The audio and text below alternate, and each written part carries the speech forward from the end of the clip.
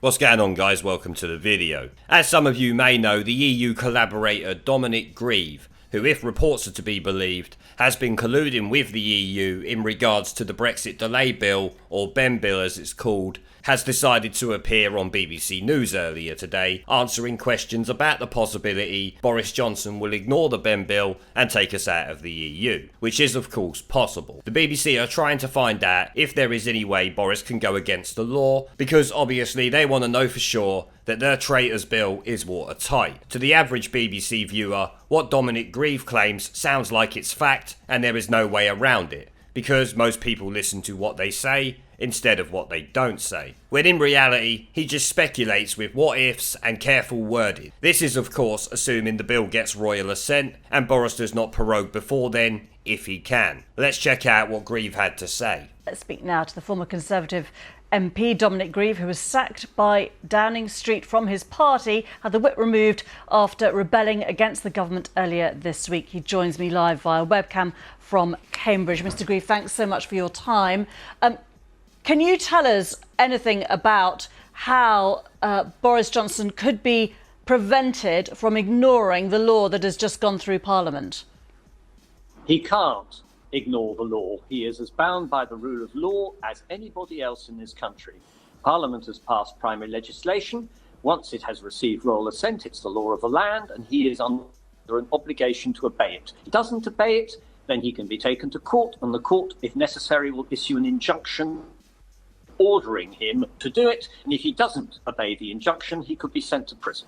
So Dominic Grieve starts off saying he can't ignore the law before pointing out he can't once it receives royal assent, which, if Boris has any control over, he could stall it until after we've left. Parliament shuts down next week until October, so it's not like he has to wait long until Parliament is done and he can stop them working in there against him. That might help him in some way, especially if it's going for an election. All of what Dominic Grieve said there was cans and coulds. None of it was set in stone, because Dominic Grieve is a lawyer himself. He knows there are ways round it, otherwise he would flat out say he can't do it, we will get him in court and he will go to prison. Instead, he said we can get an injunction and he could go to prison, which personally, I don't believe it would happen like that if he went down that route. And I don't think Boris plans to go down that route. I think Boris will aim for an election, as Jeremy Corbyn has today come out and said he will accept an election if Boris agrees to honour the BEM bill and an election date. That's what Boris wants. Win an election, get a majority, along with a mandate that will shut these Ramonas up. Ignoring the bill will be his last option, I'm sure. So I don't know why the BBC are even going on about it, to be honest. That process presumably, though, can be appealed. Is there not a danger that the clock gets run down and that end of October deadline goes? I think there is ample time for him to carry out the instructions of the House of Parliament, the House of Commons and the House of Lords, and ample time to enforce the order if he were to attempt to avoid it. It would be the most extraordinary thing to do. The Cabinet Secretary would resign, virtually every top civil servant would go, the Attorney General would have to resign, having pointed out to him that he's behaving in a way that is completely improper. And indeed the entire mechanism of government would grind to a halt. Well, the BBC hag asked this prat if Boris can delay it, like I have said, and run out the clock, which he either did not understand her question or has just refused to answer it straight away, because he goes on about being plenty of time for Boris to do this and that what he said he would not do, before claiming there is also plenty of time for them to force Boris to do it, which I don't think there would be. All of these court actions would also need to be done super quick, and I'm sure Boris would use all forms of appeal possible to drag it out, which may end up with him going to prison in the end, but I highly doubt he would. And let's be honest, if he did go to prison, millions of Leave voters would be in uproar if he actually got locked up. Farage would probably campaign on an election pledge to free Boris if that was the case, because it would help him hoover up the Brexit voters after Brexit had been delivered. And Widdecombe would also help that idea a lot, but as I said, it is highly unlikely. An election would be the most likely route taken, as it not only secures Brexit for Boris once he gets a majority, but it also helps the Tory agenda after Brexit. Dominic Grieve then goes on about all these people who would resign before he chooses the words he uses extremely carefully, showing what he says is likely not true, or as is usually the case with the law, there is a loophole the government can use. If you heard him, he went to say it's completely illegal, but he stopped himself and changed it to it's completely improper. So Dominic, is it illegal or is it just improper? Because last I checked, improper did not make something illegal. Perhaps these Tory traitors are doing a Gina Miller and taking cases against Boris that won't stand up in court. We have already seen 2 thrown out in less than a week. Would this be another one to add to his collection? So you are confident that there is no legal loophole by which Boris Johnson can ignore this new piece of legislation? I can't think of one. It's always open to people to come up with ingenious ideas, but I have to say to you, in this case, it is the law of the land. As if to further reinforce my last point, the host asked him if he is sure there is no way around it, and his response says it all.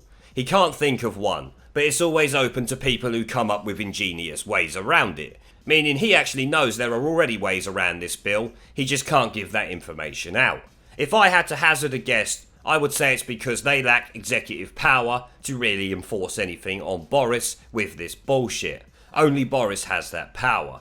He just goes on about it being in this case it's the law of the land, but I'm sorry mate, it's not the law of the land just yet. And if it does become law, it might not last long because both Boris and Nigel Farage will campaign on manifestos to have that law kicked to the curb. You better believe it. In terms of what has happened this week, just taking stock, would you expect Boris Johnson to be able to continue for much longer? Because there's speculation that he could resign even within the coming days. Right, the host claims there is speculation Boris will resign. Which I'm sorry, that speculation is only coming from the media. It's not coming from Boris Johnson. The BBC can hardly be trusted to give an impartial view on what's actually going on. My previous Newsnight intro video should tell you that. That was just a media report before they clocked on to the fact that he might just ignore this law or get a general election before Halloween. So, let's hear what Grieve had to say about that. I have no idea what he wants to do. The sensible thing is to realise that the policy he's been pursuing for the last 6 weeks was doomed to failure from its very start. To actually reset how he gets the country out of the hole is Brexit, and which he has contributed to digging relentlessly as it's got deeper and deeper, and actually start thinking creatively and sensibly and as a statesman about the crisis that he is creating. The solution, I believe, is to go back and ask the public what it is they want. At the moment, he is trying to pull the United Kingdom out of the EU without a deal, something that was never contemplated or put forward by Leavers in 2016, and he's trying to do it in a way that will cause maximum damage to the country. It's completely unacceptable. He should stop doing it. He should consider having a referendum, and if he can't do that, then he had better resign. So Grieve finally let slip his Remain bias. The doom of Brexit and the hole Boris has dug, referring to Brexit of course. Everything is a crisis and a disaster, showing this dickhead really belongs in the Liberal Femocrats. He is right when he states that the best thing Boris can do is ask what the public want. But it's slightly hypocritical since he voted against the general election last week, which would have done just that. Boris has said he wants an election to let the people decide what they want. The Labour Party, Lib Fems and all the others voted against letting the people decide via a general election, so it's not Boris that's stopping that, is it? It's you. He then doubles down on the bullshit that no deal was never discussed in the lead up to the referendum, which we all know is completely wrong. And what was not debated in 2016 was the likelihood that we would end up leaving the EU with no deal. And at the end of that 2 years, there is no guarantee that agreement will have been reached, but our exit would be automatic. The electorate will have spoken. We will have to invoke Article 50.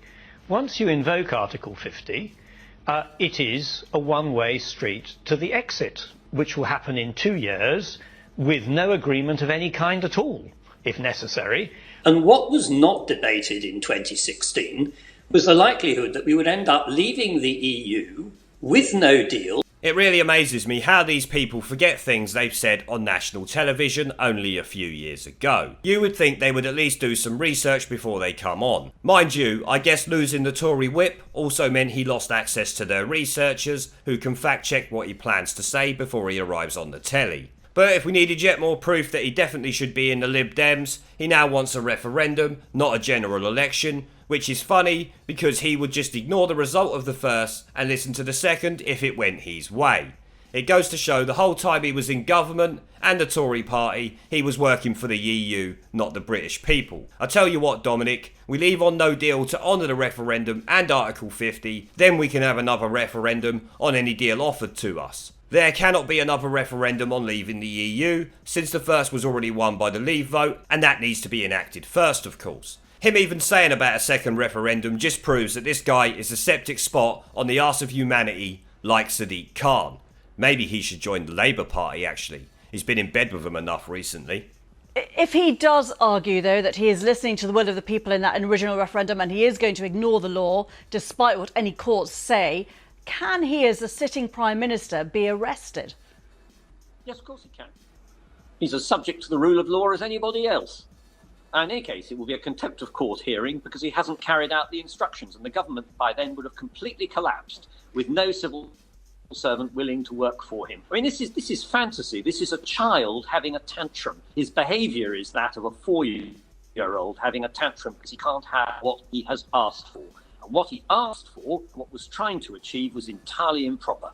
So the host asked if Boris could ignore the bill on the basis he would be listening to 17.4 million people who voted to leave in the referendum, and also the fact that political parties said they would honour it. Can a sitting Prime Minister be arrested? Which, of course, he states they can be, before going off on a rant claiming Boris is a child throwing a tantrum because he cannot get his own way. Which, to me, seems to be a bit hypocritical, considering this idiot is on TV throwing a tantrum because Boris Johnson kicked his arse out of the Tory party, along with all the other Remain MPs. And let's be honest, all the Remain MPs have been throwing tantrums over Brexit for the last year or so, after they got elected on manifestos to deliver Brexit. It's amazing how once they're guaranteed 5 years in Parliament, they don't mind 12 months later changing their mind and saying, you know what, I don't care if you voted me in on the basis that we would leave, I'm going to remain now. It does seem to me like Dominic Grieve is just going to fall back to his lawyer days though, because the guy is full of shit, claiming Boris Johnson's Brexit policy to leave without a deal is improper, which is wrong. Article 50 said no deal was a legal default. You voted for it, you idiot. The only people doing things improperly is the EU collaborators in Parliament like Dominic Grieve and the mainstream media. Would it not be improper, though, for senior civil servants and the Cabinet Secretary, as you suggest, to not listen to the Prime Minister? They may listen to the Prime Minister, but they have a ministerial and civil service code to follow, and he is going completely away from it. I mean, this is just complete fantasy. He is bound by the rule of law. He has duties on him, not just rights by virtue of his office, and he's jolly well got to fulfil them.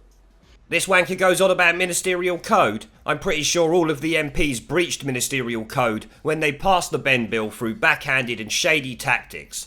Ministerial code does not allow low-life MPs with no cabinet position to make international treaties like newspapers are reporting at the moment you lot have been doing. Only the government can negotiate them and the terms of them. If it was the other way round and Boris was doing this to the Prime Minister, you could bet your house on it the BBC would be screaming it from the rooftops. The fact broadcast media have ignored these reports goes to show they are likely in cahoots with them. An investigation, in my opinion, needs to be launched.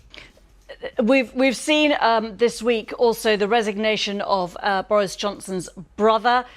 What is going to happen to Conservatives such as yourself now? Are you not tempted to join, for example, the Liberal Democrats if the Conservative Party is being so reshaped? No, I'm a Conservative. If I can't stand as a Conservative at an election, and this crisis is still continuing, I'll stand as an independent and seek the support of my constituents in that fashion. In the meantime, I will work with colleagues in the Conservative Party, colleagues who have been thrown out of the Conservative Party, and other colleagues from other political parties at Westminster to try to make sure, firstly, that no deal Brexit does not happen because it's so uniquely damaging to our country, and secondly, that the behaviour of the Prime Minister is properly checked and curbed, because at the moment he's completely out of control and behaving, frankly, in a pretty mad fashion. Dominic Grieve, many thanks to you for giving up your time today. Thanks so much for speaking us there live in Cambridge. Thank you. So it seems Dominic Grieve is not going to join the Liberal Democrats if he's not allowed back into the Tory party. He claims he won't become a Toe Swinson stooge, but I'm sure Chuka Ramuna said that before he became known as Chuka the political hooker for jumping into bed with 3 different parties in as many months. He might as well become a Liberal Femocrat now though, because surely given what he has done after he got kicked out of the Tory party, they can never let him back in. He is ready and willing to bring down his own government and support Jeremy Corbyn. Not just support Labour, but support Jeremy Corbyn himself. It's an unspeakable travesty. The Tories would be a laughingstock if they took him back. I'm sure Dominic Grieve lost 2 votes of confidence in his area anyway, so the chances of him being re-elected by voters, regardless of which party he is in, looks very slim at best. I mean, he even admits he will work with Labour to thwart anything Boris Johnson and the people of this country want, because he is a dirty collaborating shitweasel.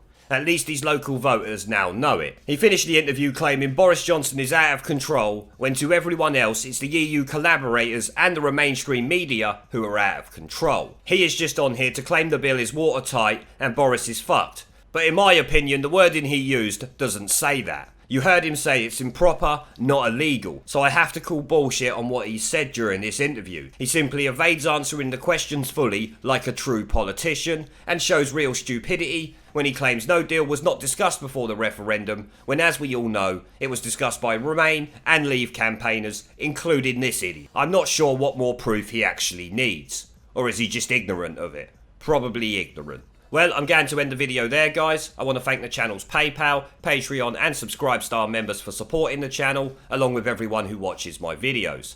Let me know what you guys think down in the comment section below. Leave a like, subscribe with the notification bell and share this video as it helps the channel a lot. And I will see you all in the next one.